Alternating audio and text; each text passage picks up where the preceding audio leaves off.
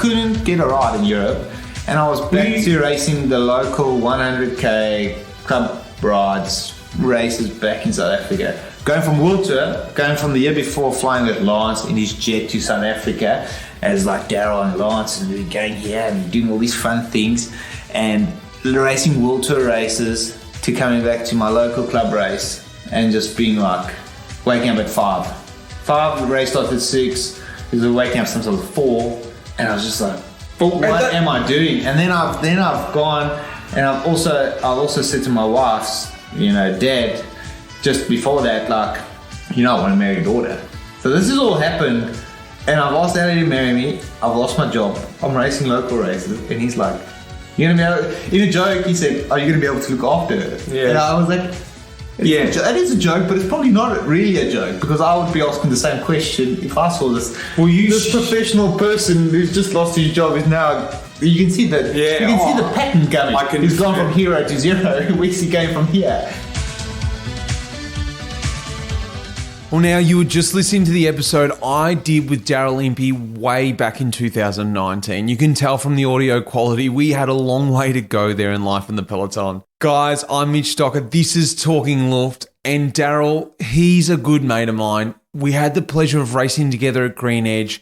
We also crossed paths early in our career while we're both spending time in a small Belgian town called Kelmis. But later on, we lived around the corner from each other, and our families got to spend a lot of time together too. He's a great friend and a great guy, but he's decided to hang up the wheels this year, finishing a colourful career at Israel Premier Tech. This is Talking Luft, presented by our partners, Rafa. And as you heard, I have the full episode from Daryl way back in February 2019. And I strongly urge you, if you haven't heard that episode, get across and listen to it. But if you have, go back and listen to it again, because it's a bloody great episode hearing about what makes a career that he has had. But this is Talking Luft, and apart from our usual questions, I've spliced in a few extra questions to wrap up his amazing career and to hear what the future holds. Seeing as we're talking about retiring, since I retired from racing a couple of years ago, my diet has gone a bit to the wayside, you could say. I'm eating a little bit more for necessity these days rather than peak performance like I used to. If you're a long-time listener, you might know I've been drinking AG1 for about 8 years now. I started drinking AG1 when I was racing overseas as a pro because I was looking for the marginal gains, trying to make sure I had everything topped up to the max. Like I said, I'm far from fueling for performance these days with my diet, but I think having the extra support that AG1 gives me as a nutritional supplement actually makes it more important for me today. I'm just not getting it from my diet, so I need to make sure I'm having everything topped up every day with AG1. What I also notice when I drink AG1 daily is it not only helps me top up my nutritional foundation, but I'm finding it gives me a general boost of energy throughout the first part of my day. AG1 is a foundational nutrition supplement that supports your body's universal needs like gut optimization, stress management, and immune support. Since 2010, AG1 has led the future of foundational nutrition, continually refining their formula to create a smarter, better way to elevate your baseline fitness and health. If you want to take ownership in your health, it starts with AG1.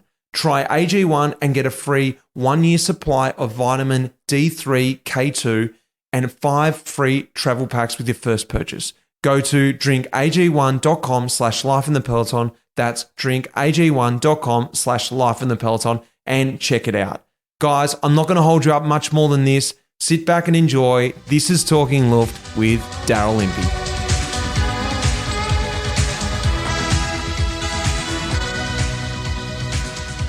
All right, Daz, Daryl Impey, welcome to the podcast, mate.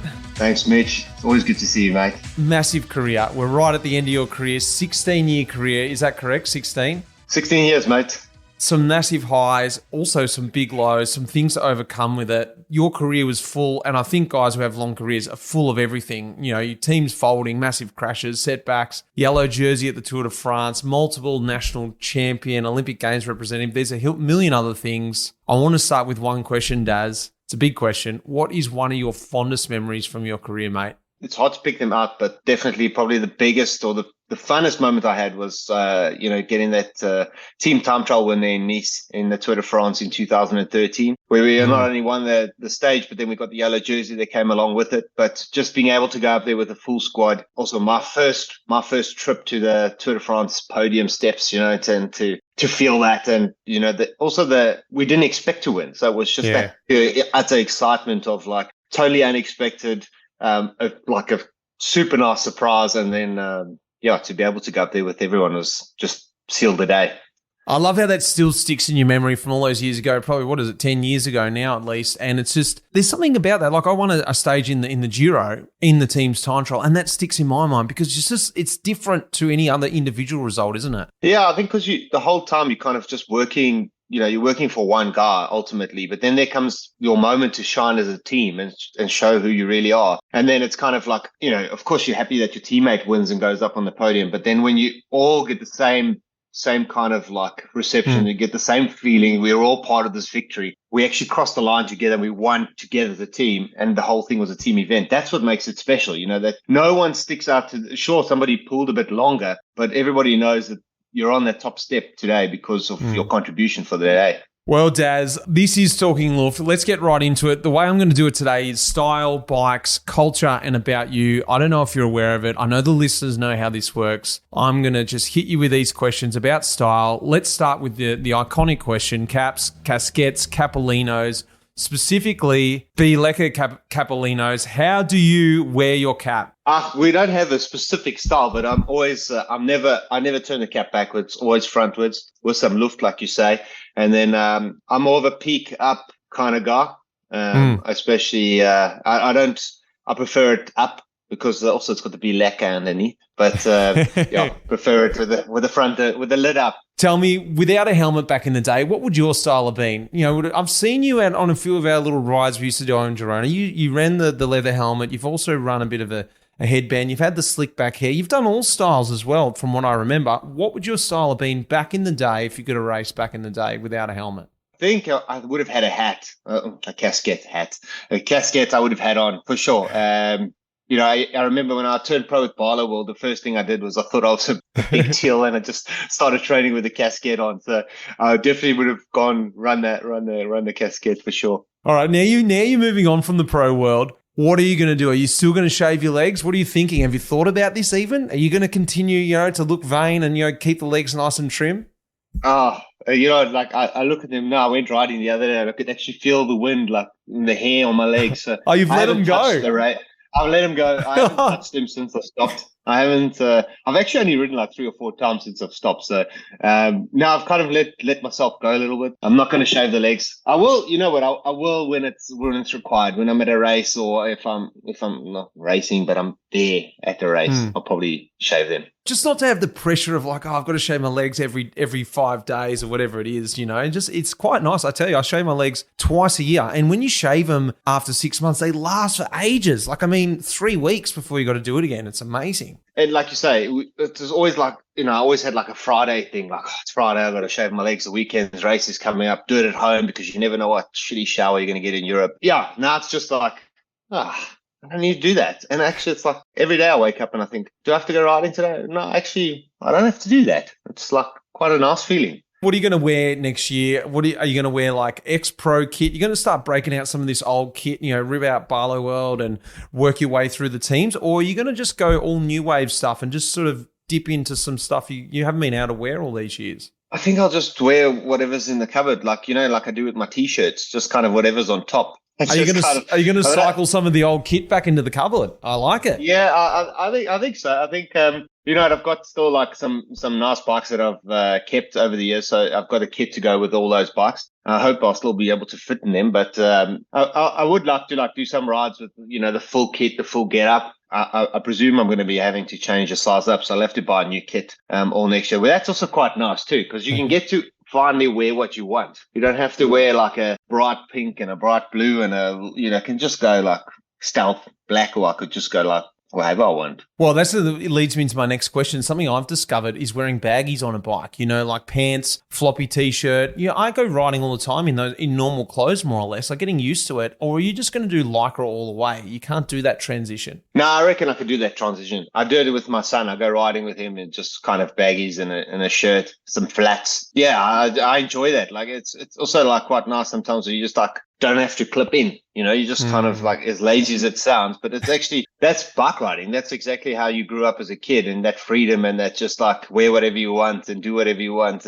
There's also something in that, you know, like you don't, if you commit to like lycra, you got to go all lycra, or you got to have socks. You can't like wear like if you go in shorts and t-shirt, you can go with whatever you want, you know, like shoes, whatever style you want. Well, let's talk about, because baggies leads me to my next question to you. Your next venture, Cape Epic. I saw you announce that. That's something I did earlier this year. What do you want to do there in that race? What's your idea? Look, it's in your home country. You know more about it than I did before I went there. Tell us about Cape Epic and why you're heading across there. Yeah, so it's been a bucket list of mine to do for many years. You know, 2 years ago I was supposed to do it in October, and then I broke my pelvis, so I didn't get the chance. But now I'm retired and I've got the time to do it. And to be there at the Epic is, I wanted to just go and have fun, ride with my mate David Higgs. I didn't want to go there with the pressure of having a stronger partner and someone that I had to like hang on to the wheel, or I had to train. I had to make sure I had to have the pressure of getting fit and training for it. Not to say that David's not fit. When I asked him to do it with me, he was like, no, shit, you need to enter the race and you need to ride it properly and I can't hold you back. I said, no, that's the exact reason why I'm riding with you, because I want to go and enjoy it. And if he gets tailed on the climb, I'm happy to wait. And if he's going to hook the downhills and risk it, then I'm going to go hard on the climb so I get a gap, you know. It's going to be fun to do it. And then also, like, we're going to be doing it for an awesome cause. So we were kind of just going to ride it, and we both kind of agreed, like, why don't we do it for someone or something or a charity and we found an awesome charity to ride for, and we've had huge support. So it's given us a real purpose. You know, we kind of just, although we're going to be able to go and have fun and enjoy it, you know, we've also got like a nice responsibility that goes along with it, and people are supporting us, and that's fantastic. Well, famous last words, going to be fun and enjoy it and all that sort of stuff. That's what I thought too. Let's have a chat afterwards and see if your opinions change, because she's a tough old 8 days over there, can tell you. Let's talk about bikes, mate. RMG, road bike, mountain bike, or gravel bike? One bike forever. What's it going to be, Daz? Yeah, that's tough, eh? I would say road bike would be my choice. I love the gravel. I'm less favored towards mountain biking, just because it's just slower. I like them in mix between gravel and mountain bike, but I mean road and mountain bike. But I still think a road bike, just fun. You know, you don't have to clean your bike so much. You get out there with your mates. It's easy. You can get home, good coffee shops, chill out, have a beer along the way, sneaky one. You know, mountain bike, you got to find a shop. It's not always out there. Gravel is not always accessible. Road is tons of options. I don't know. I reckon you're going to change. I reckon you'll be like me. I started out with road, and I've slowly gone to gravel, and then now gravel's even too serious for me. I'm more mountain bike. I think after Cape Epic, I reckon you're going to be like, yeah, I think I like this thing. Tell me on your bike, I wondered this, are you Euro brakes or are you goofy? Like as in Euro left hand front, right hand back, or are you right hand front, left hand back? Because what's South Africa? No, I'm right back. So you're going to keep that? Yeah. I'm not. I've never ridden a bike with the other way around. Do you have a Strava account, Daz? Yep. Do you hunt comms? No. I used to hunt comms in the beginning when it was like less people were using it, and then when all these pros like really started using it in races and stuff, I gave up because stopped getting them. You may change. Like I hadn't even have a Strava account before I retired, and I got one, and then all of a sudden I was like, this is fun. Like I've got actually something to go for now out training. I've got something to do. Yeah, I can see its purpose. I think especially for like guys like you and me that have like raced and then gone like, I still want to test where I'm at compared to like so and so. So you would go from, even though you might not be able to get it, but it'll still piss you off that you can't get it. So then eventually you'll go, nah, I've got to work out how I'm going to get this calm without, you know, you've got to find a way. You know, your fitness has let you down, but you know, there's like few tricks like, geez, maybe if I get a lead out from someone, or we do a full pace line, or we do, or it's the right day, or it's the right moment, or I'll come super fresh and just drop all my bottles at the bottom and just do it. You know, there's so many ways to do it, but I think the competitiveness of myself, of everybody that's raced like you, it's like it doesn't leave. It doesn't leave. You put a number on. The other day I was riding with guys and they were just half wheeling each other, and I was just like behind, like chirping, you know, trying to edge them on because I could see the competitiveness. It was fun. It was like fun for me. I was like, whoa, who's gonna die? You know, it's fun. Oh, I love it, mate. Tell me, you've got to have a favorite training loop. You lived in Italy for a while, South Africa, you know, Girona. There's stuff up in Andorra as well. Tell me, out of all the places you've lived and trained, what's your favourite training loop? If you can pick one and run us through that loop, because someone out there is going to know the loop. I really enjoyed riding around like Punta Sisqueto here in Girona, like alongside the little, it's a kind of a, what do you call it? It's a big dam wall on the top, and then it goes, you kind of ride alongside the little river at the bottom, and then you kind of turn left up like a nice climb, like 2-3 Ks, and then you come to the top and this big dam wall and huge, like obviously reservoir, or whatever, of water there. Yeah, just riding along those little narrow roads, there's going to be a chance. There's like 0% of a chance coming around, like a car coming around the corner, and you kind of feel like just you braving the elements. It's steep climb to the top, super steep, like 12% or so on some of the pitches. So it's just like you're suffering out there, but you can just be by yourself. You can hear your breathing. You can hear the birds tweeting. It's just like you feel like you've just in this area of like tranquility, but you're doing your job, you're doing your thing. And then it's also like a super nice descent down into Girona, big wide road, so it's like no risks. It's just like flowing. I enjoy that kind of a loop. I think that's been my go-to loop. Like I always used to do something like a mare, like a climb before that, which is a climb that most of the guys in Girona test themselves on. It's like 25 to 30 minutes. And then I would do that, and then I'd go right around Punta Sisqueto just take the foot off the gas, kind of just, have time to think and ponder. And then it's like I said, nice downhill towards Girona. So it makes life easy. It's funny, I never really did the loop that way. I always used to go up to Osor and around that way because I don't know why. I'm not saying I never did it that way, but it wouldn't be my natural way to think of doing that loop. And it's funny how everyone's got their own direction to do the different loops, isn't it? It's like, why would you go that way? It's backwards. Yeah, like it's like Olot loop. Like everybody goes like, I go normally Les Planes first, like that way around, and then Banyoles at the end. But some guys go Banyoles first, and I guess it's your first ride that you do in Girona, or your first time you do that loop.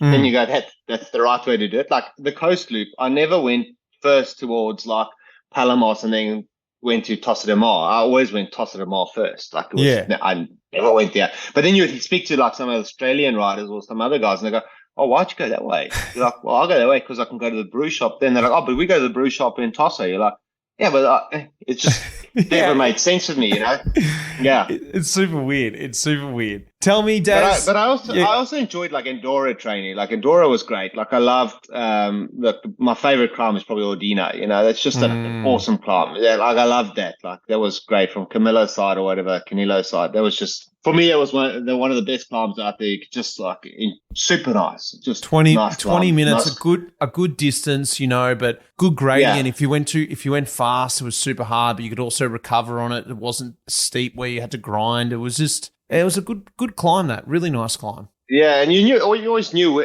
like, whatever day you were having, if you're having a good day, or you could add it on the end of your ride, or it's just an easy ride, you knew whichever way the day was going. If you ever ran into shit, it was just like a downhill and you were at a coffee shop, or you were downhill and you were home, or it was something, it was just like, it's just a good spot. Tell me, all the bikes you've had over all your years, I'm not talking about technically it was the best one for that. What is your favourite bike? Maybe you got the fondest memories from race wins. Maybe it just felt really good, really fast. It could be your bike right now.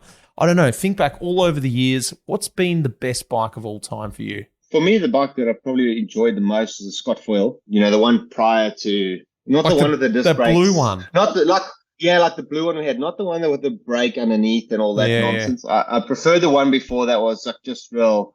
It was a good quality bike. It was just solid. You could climb well with it. It handled nicely. For me, that was the best one. Then they got onto like the discs and everything else.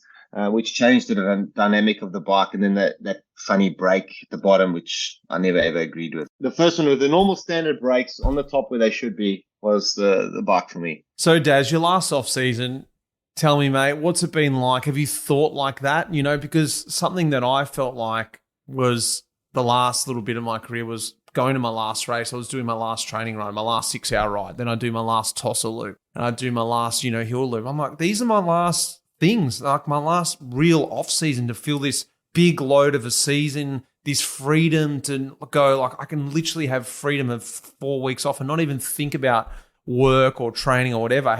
What's the last off season been like? I tell you, it's been fun to get paid to do nothing. That's the good part, because the contract runs from January to December. Obviously, this period now you're getting paid to do nothing. I think it's a combination of things: not having to do anything, but then you're going out to do it because you want to do it. There's something in that. Yeah, I've just enjoyed actually the time to even catch up with like people from the school that like we've met with the kids and the families and stuff like that, and going to town and have a beer with them and be like, I don't have to be home tomorrow. I don't have to be home like tonight at 10 because I'm training tomorrow. It's like, I can actually settle in. I can have a couple of beers with these guys, get to know them properly, and I don't have to be anywhere. I can get home and I can wake up and I can be ready for the day, and we've got to take the kids to school. I'm not like, I've got to be back by 9 for training. Like, I've just taken all that pressure to train and get fit and to do my job. That's just gone. Like weekends with tennis with the kids and soccer. I love that. Taking them to games, matches. And then if I get home and I feel like riding at 2 p.m., I don't see it as like, I've got to go riding in the afternoon now. I'm just like, I go out now to exercise. I don't go out to train. I go out to like exercise, clear the mind, which is nice, like not thinking like, I've got to go do that loop now. Like the other day, guys, like, I think tomorrow's the service course ride for Simon Gerrans. They did like some epic loop, like 145k gravel. And I was just like, I don't want to do that. And I was like, man, I'm happy to come and be there. But then he said, no, there's a shortcut. There's a 95k. I was like, okay, 95k.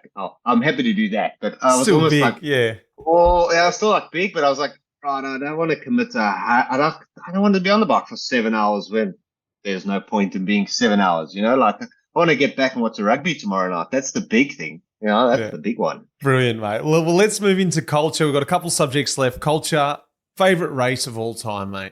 I like the history of San Remo. I love the biggest first monument of the year. Start that real stressful period on. I love the romance around the race. Nobody knows how it's going to go. It's like the easiest monument to finish, but nobody understands like at the start line who's going to win. Like there's always someone that pulls something out rabbit out of the hat that day. So, and I love the slow build up, which is like a chaotic final. It was like almost this like real, like you just feel the day just getting faster and faster, and you knew, okay, now we're fighting for position. Okay, now we're starting to get the elbows out, and then everything just ramps up, which makes it a fun race. Well, it's a real traditional, like I know this, it's traditional race. And I guess cycling went through that period when we did the Velon series. Like, let's make the racing faster, like 2020 cricket and whatever. And I'm like, it's a traditional sport, and that's the racing. It's the slow build. It's the test match cricket. It's got to build up. It's got to build to this. And that's why, like San Remo is a perfect example. A special rider wins it.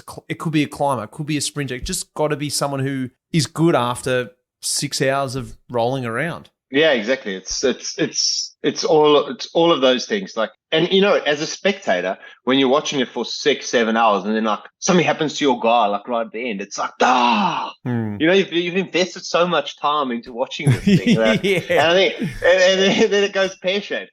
So I think. I enjoyed San Remo. It was like I just loved the fans and obviously the Italians, they come there, and then there's the Italian riders that are obviously targeting the day, and they come out with a special helmet and because it's the amore, it's like the love for the race and the classics. And our favorite rider of all time. Favorite rider of all time, Jan Ulrich.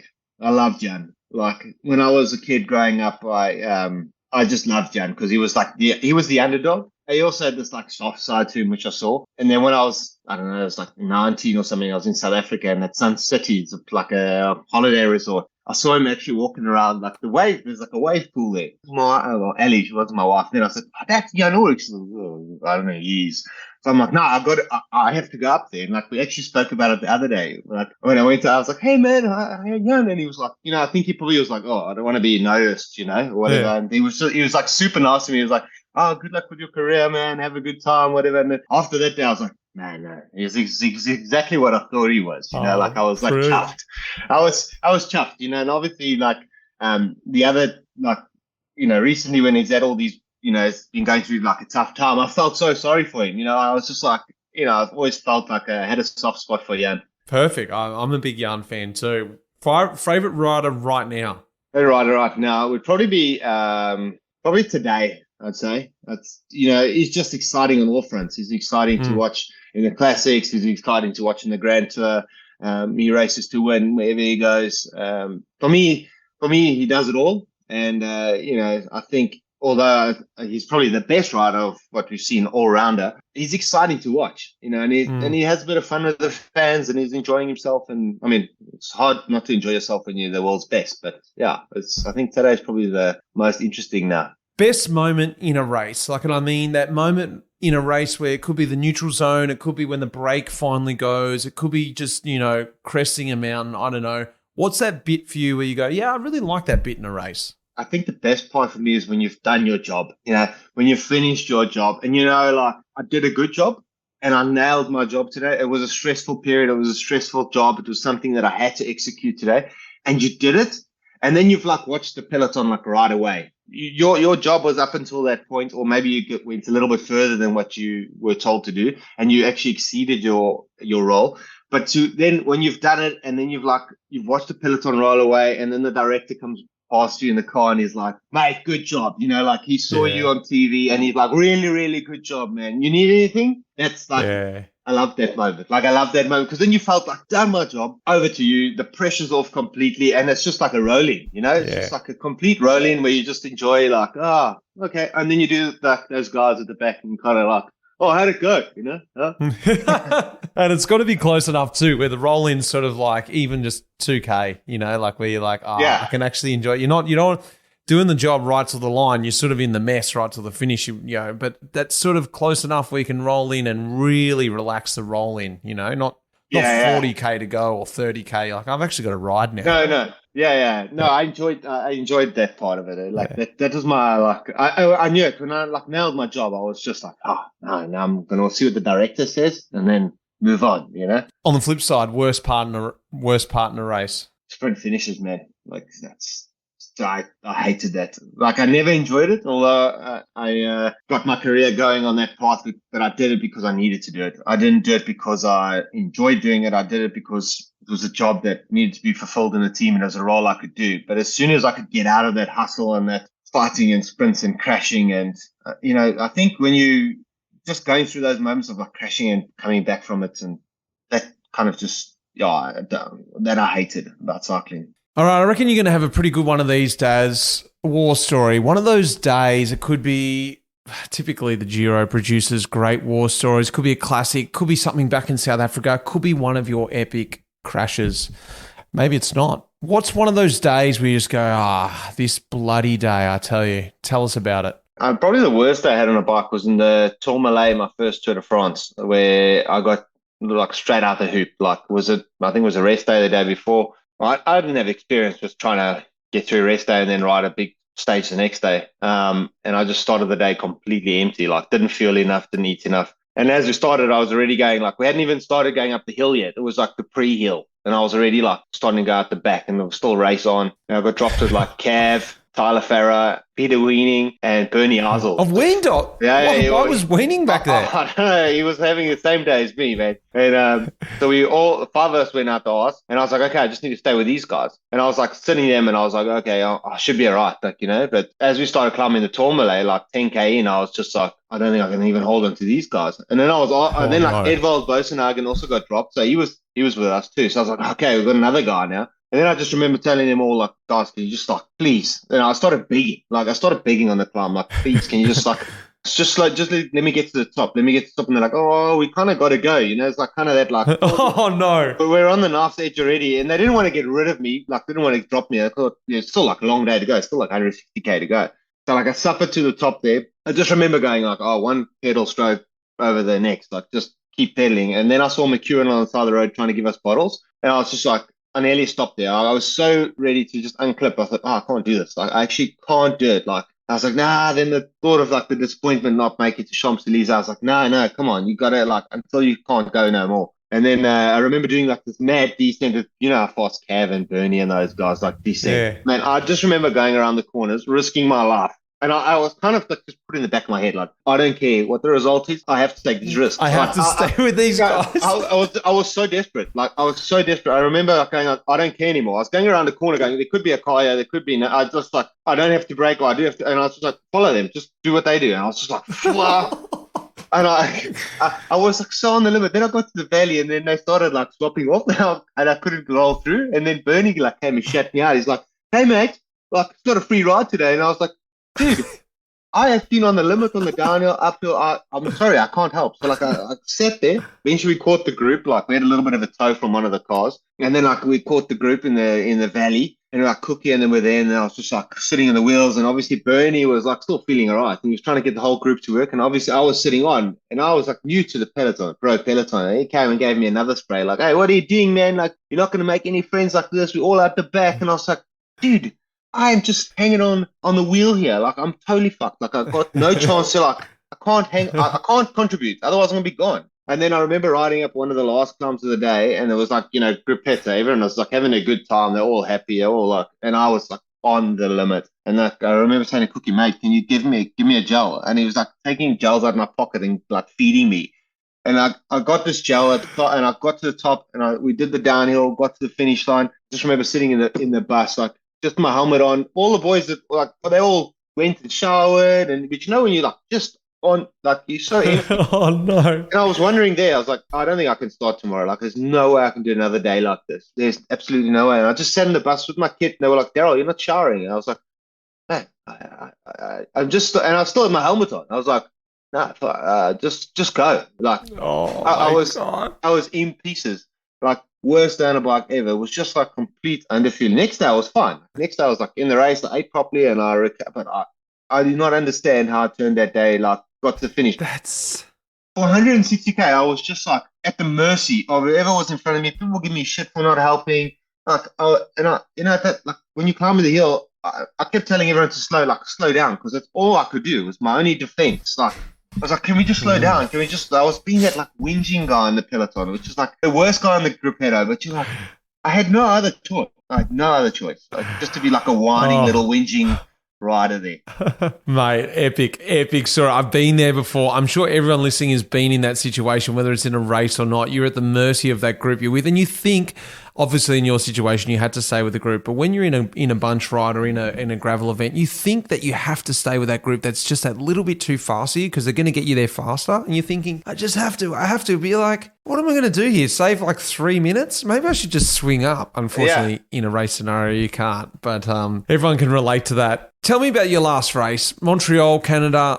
Run me through that last bit when you knew it was done. I saw an image of you. You'd done your job. You're rolling in. You got to sort of absorb the atmosphere. You didn't race right to the line. You got to absorb the atmosphere in the last lap or whatever it was. Tell me about that moment and sort of the feeling, what was running through you at that moment. Yeah, I think, look, it was a stressful day with the rain and with everything, and there was like, I was already nearly dropped the first lap, actually, because we went like so hard at the start. And I remember going like, "Oh no, I'm not ending like this. Like, there's no way I'm ending my career." Just spat out the back, first lap, and done. But it was like a close reality. I was like, "Am I actually this shit at this point? Like, I actually can't believe I'm actually getting dropped here." But there were other guys getting dropped. But I was like, "No, I can't. Like, I've got to go at least halfway, at least." So it settled down again, and then I kind of found my way back to the front. And then I just said to the team, "Listen, man, it's stressful today all day. I'd rather ride with the team, keep them up here front all day, and I'd love to like have that opportunity to just like kind of leave whatever I have out there and like let me have my moments." And they were like, "Well, it's going to help us actually if you're in the front, so go for it." So like I really enjoyed that, and it was fun because like nobody else wanted to give a turn,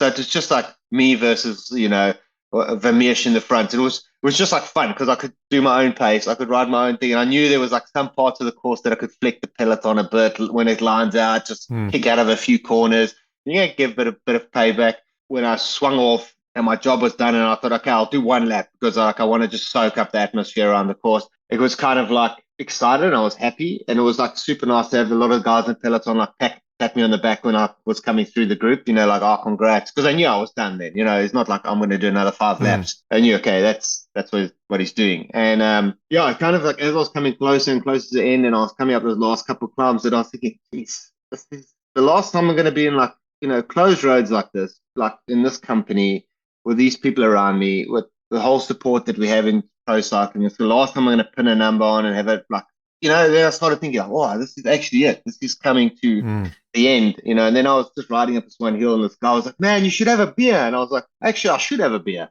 So I stopped there and I sculled a beer with him. And that was fun, it was like fun to be with the crowd and a lot of people like cheering on and that. But then I remember like coming to the line, I was just like, yeah, it became too much. Like I came around that last bend and I was like, this is the final pedal stroke, of okay, I'm not winning, I'm not finishing the race, but this is the final, and it's like it is. It's like a long drag to the finish line, and it was just felt like it took forever. And eventually, like I got there, and I just couldn't contain myself anymore. It was just like I think it was all the sacrifices.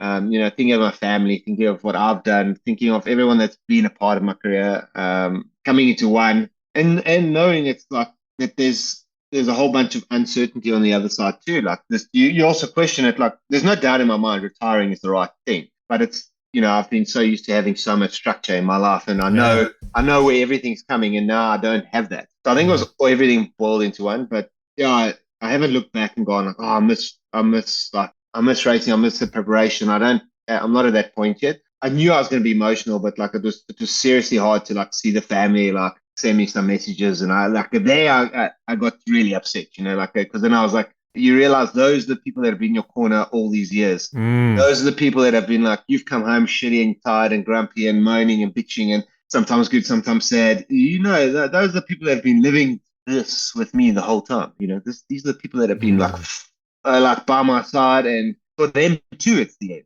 They're also relying on like, okay, so where to next, and what's happening next, and because everybody's so used to the life we have, and you get to appreciate it a bit more. I think we've appreciated the friends we've made, and yeah, I think so. It was emotional, but great. Like same breath, I got a great send off. The team did an awesome job of like making t-shirts. That was special. Like I didn't expect it, and it's always like your last race. You think, oh, it would be cool if someone did something, because you kind of, I don't know. I felt like I just don't have the energy to like go and throw a big thing for myself here. Like that, I almost feels a bit weird, So it was like super nice. Like they had a t-shirts made for the whole team, and they like wore it to dinner, and I was like, that was enough for me. It was perfect, It's nice to know you've got a legacy, and I think that's the thing. You don't expect, people to come up and, blow a whistle all about your career or whatever, but it's nice to know you've had a little impact on the Peloton, whatever that is, and to show it in whatever way they did. I think it was awesome. Great story. Really, really good story. I can relate to that a lot, and I think everyone's sort of wondering about what that's like for a professional athlete, whatever sport that is, the last kick, the last pedal stroke, whatever that is. The last topic, let's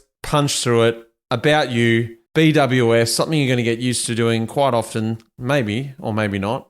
Beer, wine, or spirits. What's your drink of poison? Beers. I think beers always, I can have it at any occasion. It's like there's nothing that beats like a hard ride or a long day or mowing the lawn and then like a good beer afterwards, like there's nothing that beats that. What coffee do you drink, mate? What sort of coffee are you? Are you just a straight up Italian style, milk coffees in the morning, get to 12, espressos all day? What's your coffee routine? Yeah, more like coffee with milk in the morning and like a, cappuccino kind of style. And then, later in the day after lunch, maybe an espresso or something like that. But I'm more of like the milk kind of guy, I don't mind it. I don't mind a long black, but I'm more like, I'll always favor like the sweetness and the more. Have you thought about this, your favorite cross-training exercise, which is probably going to be your exercise now, you're not a pro. What is your favorite cross-training exercise? It's not cycling. No, like I've enjoyed running a little bit. Running's been fun. And like, even when I went, I did some races last week, 2 weeks ago with the team, just to kind of like see what the other side of the fence was like. And like going on the staff run, which was fun. Like I enjoyed like you don't have much time and you also don't have to pack a bike and, so I think I enjoy that because it's so easy. Just put trainers in and, and away you go. You can run in whatever you want. So I've enjoyed that. Like, and I think now going, it's particularly when I move to Australia and things like that, I'll take up a lot more activities like that. I'm not going to be going into swimming and triathlon and anything like that. But I think running, I can see like, okay, I'm going to nip out for 7 to 10K. I'm going to go and do a bit of exercise and come back and, I can still stay as I am for the rest of the day. Couple of questions left. What are you most looking forward to as a non-pro? Not being guilty about food, drinks, just not feeling guilty about it anymore. I think I've paid so much attention to all that over the years that it's just so nice not to have that. And what are you going to miss? Have you worked that out yet? Or have you thought about that? Or maybe it's nothing. I don't know. What do you think you might miss? No, I'm going to miss the camaraderie. I think I've missed that. I miss that in the team. I love I love racing with different guys. I love racing in different environments. I love being away with the boys. Just there's always something that came out of it. There's always a couple good laughs or even a rant about someone or whatever. It was just like I enjoyed that whole process and the just getting to know guys. So I'm gonna miss that. Going into a room and it might not be someone you've roomed with before, but then getting to know them. That was the fun part. And the last question, mate, really is, moving forward, what does life look like for you coming up? Do you know, have you got any idea where you're going to be, where you're going to live? And, is it going to involve a bike? Well, we're going to move to Sydney. We're going to move that side. So we're actually doing that now, the big pack up from Girona. So we're coming to live full time in Australia. It does make it a bit more tricky because of like everything I've known over the years has been this side in Europe. So I will still be involved in some capacity as like a DS or kind of involved with some of the something in the team. At this point it's not really refined or anything yet. It's going to be a smaller role because of just basically location where I am, and then it's to see how it all fits in. And then I'll still be involved with, hopefully I can be involved with maybe Cycling Australia if something comes up. I think using my experience that side would be valuable for some young guys. It'd be nice to help some youngsters out. And we don't have a solid plan yet. I think my first sole objective is to get my family to Australia and get us settled and then start thinking about everything. I actually am enjoying a bit of time off. And also, I think I need the dust to settle, from a very long career and a lot of things been going on. I think it's a nice transition to still stay involved in cycling to a point. But I think it's also good to let the dust settle a bit and then look after the family, make sure they're good. Yeah, mate. Awesome to have you on the pod. Last question. Something I forgot to say is, after all these years, mate, what's the best thing about riding a bike for you? Yeah, I don't want to say it's fun, but whenever I clip in my bike, I never think okay, obviously if you've got effort, it's a different story, but I think it's just the freedom, the freedom of like, I want to go left, I want to go right. Like even say the other day I went on like a little ride and I was just like, I've never been down that road before. She does come to dead end, but I was like, it was just nice just to do that. And you're still riding, you're still doing something, you're getting fit at the same time.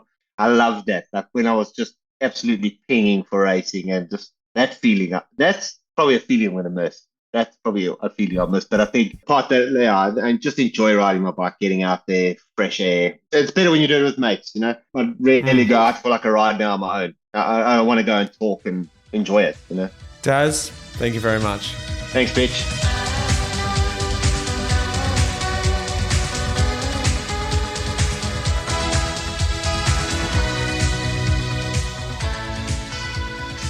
Well, we'll be sad to not see Daryl in the Peloton anymore, but I know he's going to be just around the corner up there in Sydney. I'm sure we're going to cross paths many times here in Australia. It's great.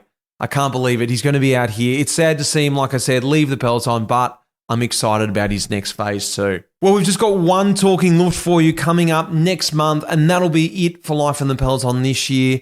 That will be with our good friend Luke Plapp. Hang in for that one. That'll be a month away. Big thanks that goes out to Red Brick Media, Will Jones, who puts this episode together, the Life in the Peloton team, Megan Spurlow, and you guys for listening. Guys, and until next time, thanks for listening. I'll speak to you then. Cheers. The music in this episode was composed by Pete Shelley. Cheers, mate.